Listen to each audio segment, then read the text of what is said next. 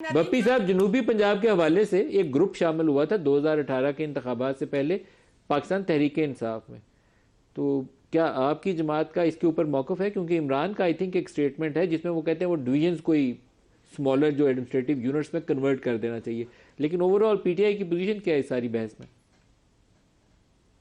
اعوذ باللہ من الشیطان الرجیم، بسم اللہ الرحمن الرحیم۔ ملک صاحب، ہماری الحمدللہ پالیٹکس جو ہے نا وہ گرے ایریاز پہ نہیں ہے۔ معذرت کے ساتھ میرے دونوں کولیگز بیٹھے ہیں، کوئی بھی بات کلیئرٹی سے آپ کو سمجھ نہیں آئی ہوگی کہ کیا پاکستان مسلم لیگ نون صوبہ پنجاب کی تقسیم کے اوپر راضی ہے؟ آپ کو یس نو کبھی نظر نہیں آئے گا۔ آپ پیپلز پارٹی سے پوچھیں تو فوراً سندھ دھرتی کی تقسیم کے اوپر ہماری لاش کا آپ کو نظر آئے گا، ادھر جائیں گے تو جاگ پنجابی جاگ کا نعرہ آئے گا۔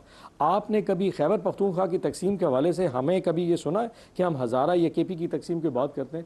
الحمدللہ ملک صاحب، عمران خان صاحب پہلے وہ وزیر اعظم تھے جب جنوبی پنجاب یہ پورا محاذ ہمارے ساتھ شامل ہوا تھا، تو اس وقت بڑی ہم نے کلیئرٹی سے کہا تھا ہمارا مینیفیسٹو کا حصہ ہے، اور مجھے فخر اس بات کے اوپر کہ 3 سال کے اندر پاکستان تحریک انصاف واحد وہ جماعت ہے جس نے جنوبی پنجاب میں ملتان اور بہاولپور میں ایک سیکریٹریٹ قیام کا منصوبہ بنایا۔ اس صوبے کو تقریباً 50% تک مکمل کر دیا گیا۔ ایک ایڈیشنل آئی جی پنجاب پولیس بہاولپور میں وہاں پہ نامینیٹ کیا گیا، ایک ایڈیشنل چیف سیکرٹری کو ملتان بٹھایا گیا، پوری کی پوری بیوروکریٹک سٹرکچر بٹھائے گئے، ٹرانسفر پوسٹنگ یہاں پہ آ گئی، ریونیو ڈپارٹمنٹس یہاں پہ آ گئے، آپ کو اب لاہور ریونیو کیسز کے لیے نہیں جانا پڑتا تھا۔ ایک بہت خوبصورت نظام چل رہا تھا۔ ابھی کرائے کی بلڈنگ میں بیٹھے تھے، الحمدللہ اوپر سے ایک فارم 47 کی گورنمنٹ، میں نہیں کہہ رہا، پیپلز پارٹی کہہ رہی ہے، ایک فارم 47 کی گورنمنٹ کو اس پہ آ کے نافذ کر دیا گیا، جنہوں نے آ کے سیکریٹریٹ بند کر دیا۔ آج وہاں پہ گھوڑے اور گدے بنے ہوئے ہیں، وہ سیکریٹری ختم ہو چکا ہے۔ ایڈیشنل چیف سیکرٹری صاحب کو واپس لاہور بلا لیا کیونکہ ان کو شاید ملتان میں ساؤتھ پنجاب بٹھانا شاید ضرورت نہیں ہوگا۔ ایڈیشنل آئی جی جو پنجاب پولیس ہے وہ بھی لاہور چلے گئے۔ ایک ادھر ڈپٹی سیکرٹری کسی جگہ سرکٹ ہاؤس پہ شاید میں نے سنا بیٹھا ہے، وہ بھی صرف اس طرح رہا کہ کسی نے اگر کوئی صاحب آ جائے کرے لاہور سے تو ان کے پروٹوکول کی ڈیوٹی کے اوپر۔ یہ ہے وہ پاکستان مسلم لیگ نون جو بار بار کہتی ہے کہ جو آپ اچھا پالیسی، سب سے بڑا نظام کا پرابلم پتہ ہے کہ ملک صاحب، وہی جب کہتے ہیں کہ نظام، قانون اور اس کے تقاضے، یہ جو تقاضے ہیں جب تک ان کے پرپس صاف نہیں کریں گے تقاضے نہیں ہو سکتے۔ اب 2/3 میجورٹی کس نے کرنی ہے؟ اگر واقعی مسلم لیگ نون اس میں حق ہے تو آج 2/3 میجورٹی کے لیے آئے، ووٹ کریں، ہم صوبے بنا دیں۔ لیکن پیپلز پارٹی پنجاب کی تقسیم پہ فوراً راضی ہو جائے گی، جب سندھ کی بات کریں گے سینسٹیو ہو جائے گی۔ مسلم لیگ نون سندھ کی تقسیم پہ فوراً راضی ہوگی، جب پنجاب کی بات تو سینسٹیو ہو جائیں گے۔ یہ وہ جو لوگ ہیں جنہوں نے اپنے مغلانہ طرز حکومت کو اس طرح بٹھا لیا ہے کہ کوئی ٹیریٹری تقسیم نہیں ہو سکتی۔ نہیں جی، پاکستان میں اور صوبے نہیں بن سکتے کیونکہ تقاضے نہیں ہیں، کیونکہ ڈیمانڈ نہیں ہے۔ سر لک ایٹ دی گورننس، لوگ بھوکے مر رہے ہیں، لوگوں کے پاس وہ ڈیولپمنٹ کا سٹرکچر نہیں ہے۔ میں حیران ہوں، پیپلز پارٹی بیٹھ کے وہاں سے پریشان ہو رہی ہے کہ جنوبی پنجاب کو فنڈ نہیں ملتا، اور جنوبی پنجاب کو فنڈ نہیں ملتا۔ یہ Pakistan Peoples P T I نے ثابت کر کے بتایا، یہ ووٹ بینک ہمارا سیکریٹریٹ ہم نے بنایا تھا، آج تک پیپلز پارٹی نے ہمارے ساتھ کھڑے ہو کے بھی سپورٹ نہیں کیا۔ آج بیٹھ کے سب سے بڑی جو سپورٹر جنوبی پنجاب کی پیپلز پارٹی میں، ہماری وہاں پہ جو جتنی وہ ریزولوشنز ہیں ساری کی ساری روک دی، جناب جنوبی پنجاب صوبہ نہیں بن سکتا۔ سو ہیونگ سیڈ دیٹ، مجھے فخر ہے کہ عمران خان نے کہا تھا ہر ڈویژن کے لیول صوبے بنا دیں۔ یہ ہماری کوئی، یہ مجھے کوئی نسل در نسل کوئی چنگ ڈائنیسٹی تھوڑی ہے جو ہمیں تفویض کر دی گئی ہے جس کی میں تقسیم نہیں کر سکتا۔ جہاں لوگ غربت آئے گی، جہاں لوگوں کو ڈیولپمنٹ چاہیے، جہاں لوگوں کو نوکریوں میں کوٹا چاہیے، وہاں صوبے بننے چاہیے۔ آپ کون ہوتے ہیں یہ روکنے والے؟ نہیں جی، جب تک سندھ اسمبلی میں لوگ نہیں ڈیمانڈ کریں، بھائی سندھ اسمبلی میں تو آپ کے لوگ ہیں، وہ آپ کی زبان بولتے ہیں کیونکہ آپ کو فنڈنگ جو ہے نا وہ ٹھیک لگتی ہے، آپ فنڈنگ بھی لے لیتے ہیں، آپ الیکشن بھی وہاں جیت جاتے ہیں، اور جب تقسیم کی بات ہے آپ کے ایم پی ایز وہ بولنا نہیں چاہتے۔ حقیقت یہ ہے کہ کسی بھی جگہ پہ دنیا میں نہیں، پورے تھوڑی سی پاکستان، ڈائریکٹ کامنٹ ہو گیا، بریک لے لیں، بریک سے بیرسٹر گوہر کا بھی سٹیٹمنٹ ہے وہ بھی آپ کو سناتے ہیں، پھر پروگرام آگے بڑھاتے ہیں۔ دکھائیے گا سسٹم بیٹھ چکا ہے، بلکہ وزیر اعظم اعتماد بھی ہو چکا ہے۔ ایسے سرکمسٹانسز میں ایک نیشنل حکومت کی اشد ضرورت ہے۔ یہ سسٹم لپیٹ لیں۔ صوبوں کا ایک عوامی مطالبہ رہا ہے، لیکن ہم نہیں سمجھتے کہ سیوان کے پاس یہ استحقاق ہے کہ اتنے کمپلیکیٹڈ ایشو کو اور اتنے ڈسپیوٹڈ ایشو پہ آگے بڑھا۔ ڈاکٹر صاحب، یہ کوئی قومی حکومت، مختلف وقتوں میں ہم اخباروں میں بیان پڑھتے ہیں، مطالبہ بھی گوہر صاحب نے بھی بیرسٹر نے لیکن مطالبہ کر دی، قومی حکومت کوئی آئینی طریقہ کار ہوتا ہے قومی حکومت بنانے کا؟ ملک صاحب گزارش یہ ہے کہ شہباز صاحب کو ہٹا دیں، قومی حکومت کیسے بنا دیں؟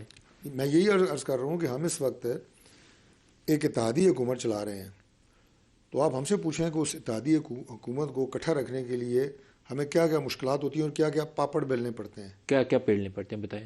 پیپلز پارٹی والے ساتھ ہی پوچھتے ہیں۔ دیکھیں بات یہ ہے، لیکن پیپلز پارٹی والوں سے جب ہم ان کے مقابلے میں گلگت بلتستان یا آزاد کشمیر میں الیکشن لڑتے ہیں، ہم ایک دوسرے کے مد مقابل لڑے ہیں، پاکستان میں بھی جب کبھی بائی الیکشن ہوتے ہیں ایک دوسرے کے مد مقابل لڑتے ہیں تو جو الفاظ کی گولہ باری ابھی آزاد کشمیر کے الیکشن کے دوران اور ابھی بھی ہو رہی ہے. بلاول نے کافی اچھی باتیں کی آپ کے متعلق, مجھے پسند آئی ہیں.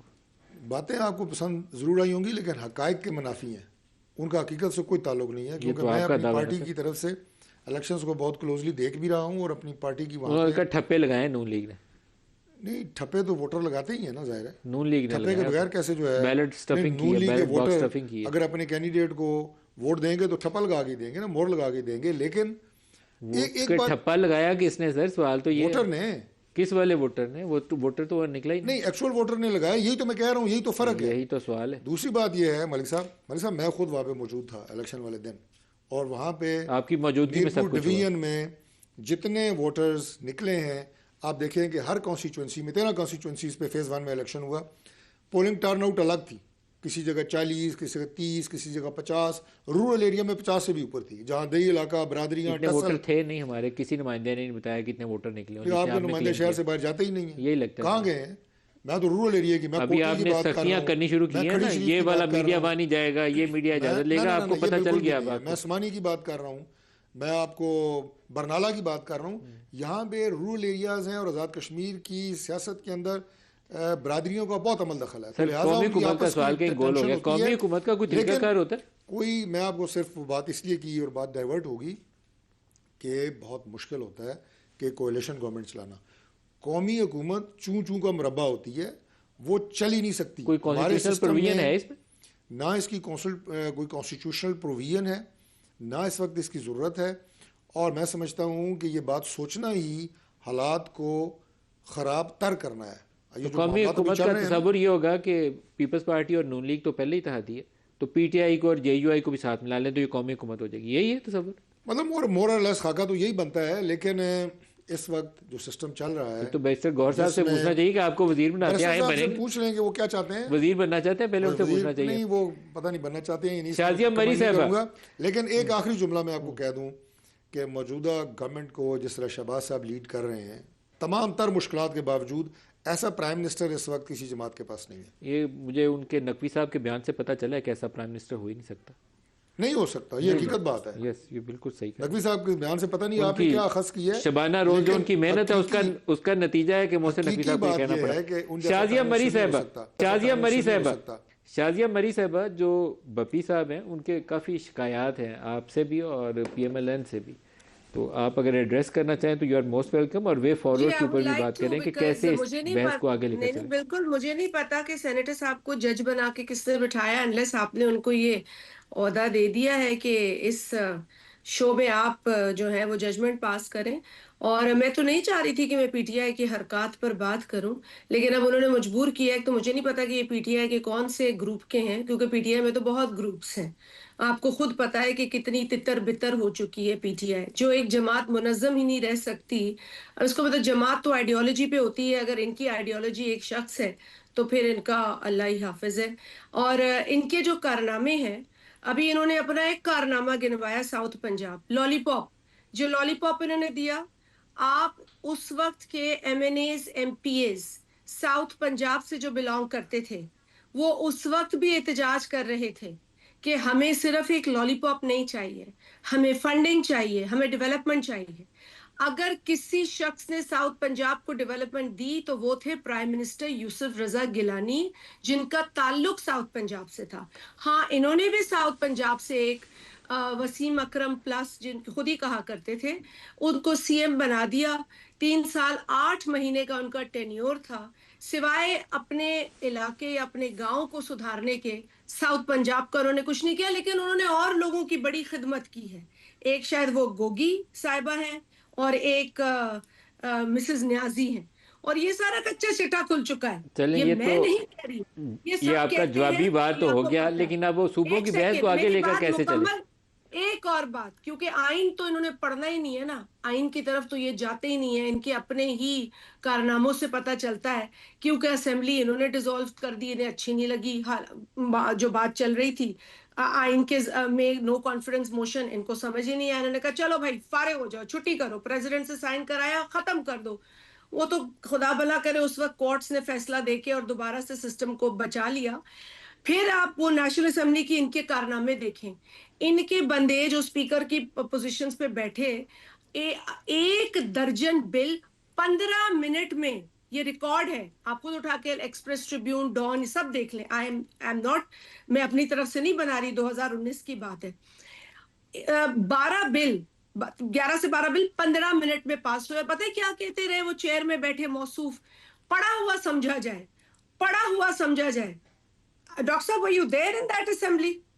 پڑھا ہوا سمجھا جائے. یہ تو نہیں تھے، یہ تو شاید سینیٹر ہیں تو ان کو نہیں پتا ہوگا، پر کارنامے آپ کے اخباروں میں آئے.